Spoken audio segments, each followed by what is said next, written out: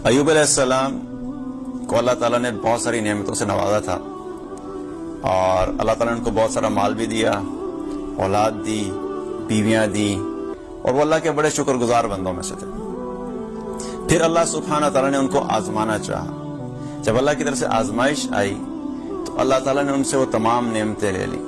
जो माल था अल्लाह ताला ने माल ले लिया, जो औलाद थी एक ही दिन में वो सारी औलाद खत्म होगी, बीवियां थी सब बीवियां अल्लाह ने वापस ले ली, सिर्फ एक बीवी उनके पास रहेगी। अब आप एक ऐसे शख्स का अंदाजा लगाएं कि इतनी खुशहाल जिंदगी बसर कर रहा हो कि हर चीज हर नेमत अल्लाह की मौजूद हो, और फिर एकदम से सब नेमतें चली जाएं तो उसकी जो मेंटल कैफियत कैसी होगी, उनकी फीलिंग्स कैसी होंगी, उनके इमोशंस कैसे होंगे। हमारे पास जब बहुत सारी नेमतें होती हैं उनमें से कोई एक छोटी सी नेमत अल्लाह ताला जब वापस लेता है तो हमारा क्या हाल होता है। और ऐसा शख्स जिसकी सारी दुनिया की जितनी नेमतें थी सारी अल्लाह वापस ले ले, और उसके साथ साथ अल्लाह सुब्हानहू व तआला ने उनको सेहत भी वापस ले ली और जज़ाम के मर्ज में मुब्तला कर दिया। और एक रवायत में आता है कि वो जज़ाम का मर्ज पूरे जिस्म को उस जज़ाम के मर्ज ने घेर लिया, यहाँ तक कि सिवाय उनकी जुबान और दिल के कोई जिस्म का ऐसा हिस्सा नहीं था जिसको उस मर्ज ने घेरा नहीं। अब उनकी सिचुएशन देखें कि बिल्कुल वो चलने फिरने से कासिर हो गया, वो चल भी नहीं सकते थे, और उनकी बीवी जो उनके साथ एक बीवी उनकी बीवी ने उनकी खिदमत की, वही बीवी उनको खाने पीने का इंतजाम करती, बाहर जाके मेहनत करती, उनके लिए खाना लेकर आती, और जितने लोग थे उन लोगों ने भी उनको छोड़ दिया क्योंकि उनके मर्ज की वजह से लोगों को उनसे कराहत आती थी। तो उनकी बीवी ने क्या किया कि उनको लेके बस्ती से दूर चले गए। अब आप सोचिए कि वो इंसान इतनी नेमतों के बाद बिल्कुल अकेले हो गए और बिल्कुल बेबसी के आलम में।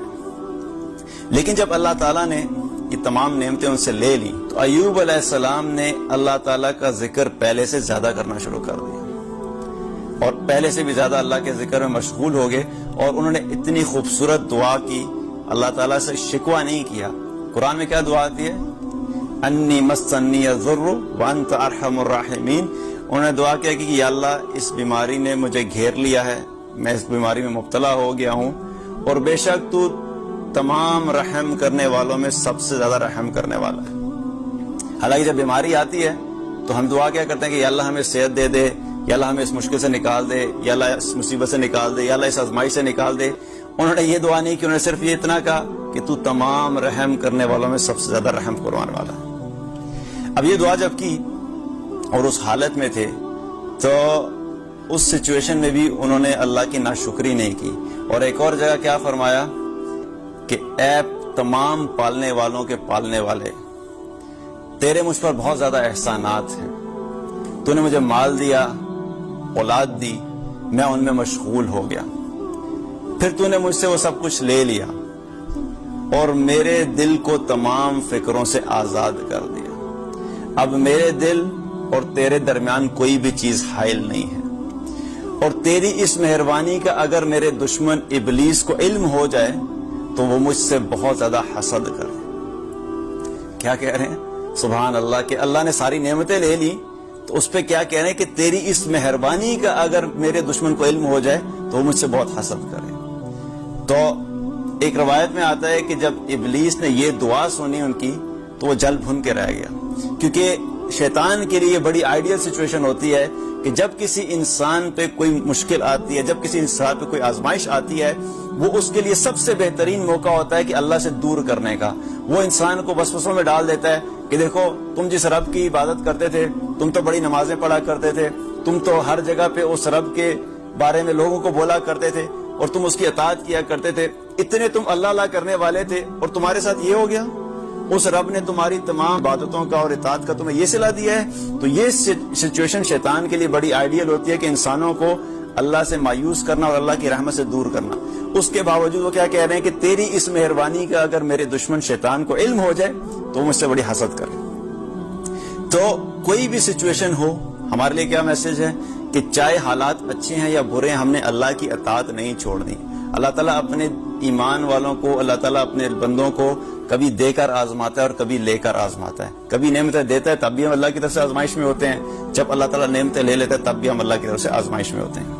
और आप सोचिए कि जब ईमान वालों पे कोई इम्तिहान आता है, जो अल्लाह के दीन पे चलने वाले लोग होते हैं, तो उसमें एक और चीज क्या होती है آج بھی یہ ہوتا ہے کہ لوگ کیا ججمنٹس پاس کرتے ہیں کہ دیکھو بڑا ایمان والا بننا پھرتا تھا, بڑا دیندار بنتا پھرتا تھا, اللہ تعالیٰ نے کس حال میں ڈال دیا. ہم تو پہلے ہی کہتے تھے منافق ہیں, ہم تو پہلے ہی کہتے تھے کہ یہ ظاہر میں کچھ اور نظر آتا ہے, باطن میں کچھ اور ہے.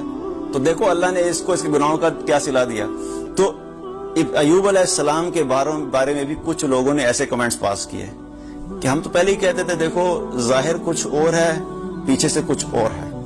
تو یہ بڑی اللہ کی طرف سے جب آزمائش آتی ہے تو اس پر بھی انہوں نے کیا کیا, صبر کیا اور اللہ تعالیٰ سے کوئی شکوہ نہیں کیا. اور ان کی بیوی نے ایک دفعہ ان سے کہا کہ آپ اللہ تعالیٰ سے دعا کیوں نہیں کرتے کہ اللہ تعالیٰ آپ کو اس آزمائش سے نکال دے. اور یہ آزمائش کتنا عرصہ تھی؟ ایک روایت میں تھا کہ 18 سال وہ اس حال میں رہے. اب ایسی بیماری کہ جس میں انسان ہل بھی نہیں سکتا, اس میں 18 سال گزارنا کوئی آسان کام نہیں ہے. ہمیں تھوڑی سی بیماری آتی ہے تو 2 دن 3 دن 1 ہفتہ 2 ہفتہ گزرتے ہیں تو ہم فوراً مایوس ہونا شروع کر دیتے ہیں کہ پتہ نہیں اللہ تعالیٰ نے اب مجھے بیماری لگا دی ہے, اب تو یہ ساری زندگی ہمارے ساتھ رہے گی, اور اللہ کی رحمت سے مایوس ہونا شروع کر دیں. 18 سال تک وہ اس حال میں رہے. تو جب ان کی بیوی نے ان سے کہا کہ آپ اللہ سے دعا کیجئے کہ اللہ تعالیٰ آپ کو اس بیماری سے نجات دلا دیں, تو انہوں نے آگے سے کیا جواب دیا کہ اللہ تعالیٰ نے مجھے 70 سال صحت اور نعمتوں اور عافیت میں رکھا. اب اگر 70 سال اللہ تعالیٰ مجھے اس حال میں رکھے اور میں صبر کروں تو وہ بھی کام ہے. اس حال میں بھی انہوں نے ان نعمتوں کا تذکرہ کیا کہ اللہ نے جب اس وقت دیا تھا تو جس اللہ نے وہ دیا تھا اسی اللہ نے مجھے اس حال میں ڈالا ہے. میں اس حال میں بھی اللہ سے راضی تھا اور میں اس حال میں بھی اللہ سے راضی ہوں.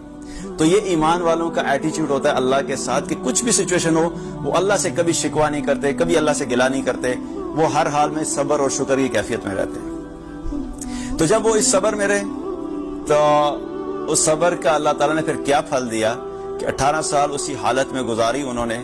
پھر ایک وقت آیا کہ اللہ تعالیٰ نے ان پہ سے آزمائش کو دور کر دیا. اللہ تعالیٰ نے ان کی دعا کو قبول کیا.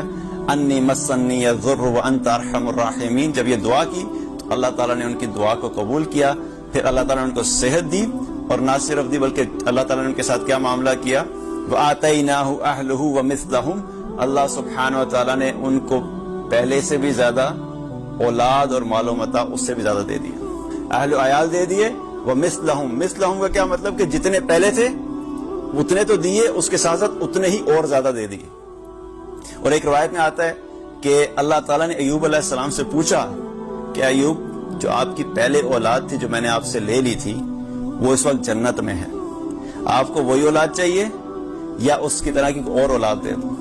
تو ایوب علیہ السلام نے کہا کہ نہیں یا اللہ, ان کو آپ جنت میں رہنے دیجئے, مجھے آپ اس کی طرح کی اور اولاد دے دیجئے. تو یہ بھی ایک روایت میں آتا ہے. تو ہمارے لیے کیا میسج ہے کہ ہم نے ہر حال میں صبر کرنا ہے. جب بھی اللہ کی طرف سے کوئی آزمائش آئے, جب بھی اللہ کی طرف سے کوئی تکلیف آئے, جب بھی اللہ کی طرف سے کوئی مشکلات آئیں, تو ہم نے یہ سوچ لینا ہے کہ ایمان والوں کے جو پہلے گزر چکے ہیں وہ ایمان والے کن کن حالات سے گزرے ہیں. کیونکہ صبر جب ہم کریں گے تو اس صبر کے نتیجے میں اللہ تعالیٰ ہمیں دنیا میں بھی عطا فرمائے گا اور آخرت میں بھی عطا فرمائے گا. اور آخرت کا اجر تو لازمی ہے. اگر دنیا میں چلیں ہم کہتے ہیں کہ کسی سچویشن میں ہمیں نہیں ملا, تو آخرت کا اجر لازمی ہے. انما یوفی الصابرون اجرہم بغیر حساب. اللہ تعالیٰ نے قرآن میں کیا فرمایا کہ صبر کرنے والوں کو اللہ تعالیٰ بے حساب دیتا ہے, دنیا میں بھی دیتا ہے اور آخرت میں بھی دیتا ہے. اور ان اللہ مع الصابرین, اور صبر کرنے والوں کے ساتھ اللہ ہے. تو اللہ جس کے ساتھ ہے اس سے بڑی اور کوئی نعمت نہیں ہے. ساری دنیا بھی ہم سے اگر الگ ہو جائے, لیکن اگر اللہ ہمارے ساتھ ہے تو ہم دنیا میں بھی کامیاب اور ہم آخرت میں بھی کامیاب. لیکن اگر ہم مشکلات میں اللہ کے ساتھ شکوہ کرنا شروع کر دیں, اللہ کے سامنے یہ کہنا شروع کر دیں کہ میرے ساتھ ہی کیوں ہوتا ہے, اللہ کو میں ہی ملا ہوں یہ سب کرنے کے لیے, میرے دوست تو بڑے اچھی حالت میں رہتے ہیں لیکن میرے ساتھ یہ کیوں پرابلم ہوتا ہے, دیکھیں فلاں کو تو اتنی اچھی گاڑی مل گئی, میں تو ابھی تک پیدل چل رہا ہوں, فلاں کی جاب اتنی اچھی ہوگی تو میں تو ابھی تک رگڑا کھا رہا ہوں, میری زندگی کا تو کوئی بھی سمجھ نہیں آتی کہ میں ہر مشکل میں پھنسا ہوں. کبھی بھی اللہ سے ہم نے شکایت نہیں کرنی.